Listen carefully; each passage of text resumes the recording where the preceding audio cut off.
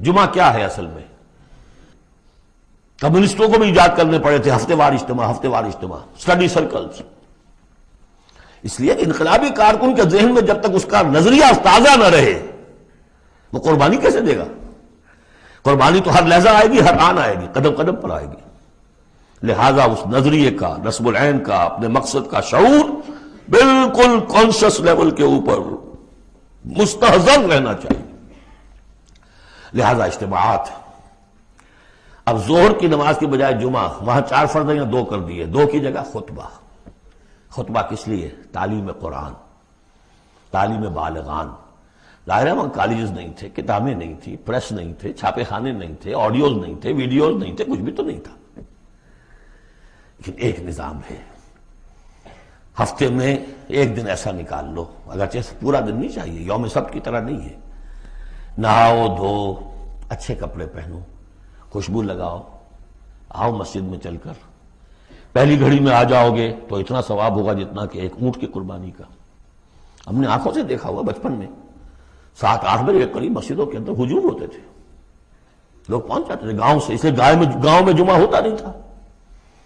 اب تو ایک خاص مسلک ہمارے ہاں جو آیا اہل حدیث حضرات کا، انہوں نے 4 آدمیوں پہ بھی جمعہ کھڑا کر دیا. تو اب خام خواہ کاہے کو جائے گا کوئی آدمی شہر کے اندر؟ پہلے تو یہ تھا کہ جو مسئلے جامع نہ ہو، جو ایک شہر نہ ہو جس کے اندر کہ کوئی حکومت کا ایک بڑا افسر نہ رہتا ہو، اس کے بغیر جمعہ نہیں ہوتا. پر ان مسئلوں کو چھوڑ دیجئے، آئیے جمع ہوئیے.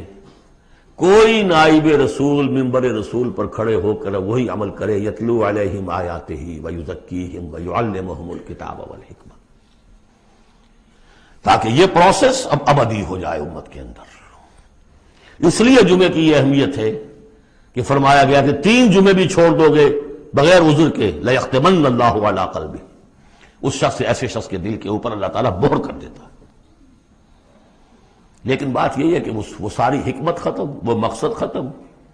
نہ وہ مقصد ہے، رہ گئی رسم اذاں روح بلالی نہ رہی، اور فلسفہ رہ گیا تلقین غزالی نہ رہی. جمعہ ہے پھر بھی کھڈر بتا رہے ہیں عمارت عظیم تھی. اب بھی جو اہتمام ہوتا ہے جمعے کے لیے کھنڈر ہی صحیح، لیکن بتا رہے ہیں کہ یہ کتنی بڑی عظیم عمارت تھی.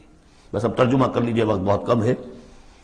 جو اس کا ربط ہے وہ میں نے بیان کر دیا. یا ایھا الذین آمنوا اذا نودی للصلاۃ من یوم الجمعۃ فاسعوا الی ذکر اللہ وذروا البیع. اے ایمان والو، جب تمہیں پکارا جائے نماز کے لیے جمعے کے دن، یعنی جمعے کی نماز کے لیے، تو لپکو اور دوڑو ہر طرح کے کاروبار کو چھوڑ کر اللہ کے ذکر کی طرف، اور چھوڑ دو کاروبار. اور یہاں ذکر سے مراد نماز تو ذکر ہے ہی، اصل میں خطبہ ہے. ذالکم خیر لکم ان کنتم تعلمون، یہی تمہارے لیے بہتر ہے اگر تم علم رکھتے ہو. فاذا قضیت الصلاۃ فانتشروا فی الارض وابتغوا من فضل اللہ.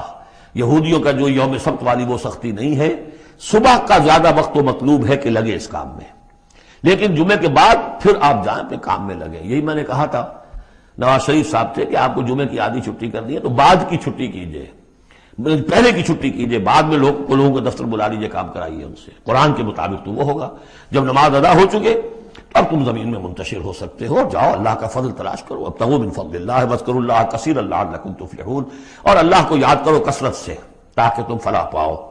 وَإِذَا رَأَوْا تِجَارَةً، اب یہ بھی کمزوری آ گئی جو مسلمانوں کے اندر ایک پیدا ہوئی تھی، اس کا طرف اشارہ کر دیا گیا اس صورت میں بھی. جب انہوں نے دیکھا کوئی تجارت کا معاملہ یا کوئی اور کھیل کود، انفضوا الیہا، تو خاص منافقین جو تھے وہ دوڑ کے چلے جاتے تھے. وَتَرَكُوكَ قَائِمًا، اور آپ کو چھوڑ جاتے تھے کھڑے ہوئے. اور اس لیے کہ عام خیال یہ ہے کہ عام طور پر پہلے جو ہے خطبہ جیسے عیدین میں بعد میں ہوتا ہے، ایسے ہی جمعے کا خطبہ بھی بعد میں ہوتا ہے. سمجھا انہوں نے نماز تو ہو گئی، چلو. فرمایا نہیں، قل ما عند اللہ خیر من اللہو والتجارہ، ان سے کہہ دیجئے جو اللہ کے پاس ہے وہ کہیں بہتر ہے اس کھیل کود سے بھی، تجارت سے بھی. واللہ خیر الرازقین، اور اللہ بہترین رزق عطا کرنے والا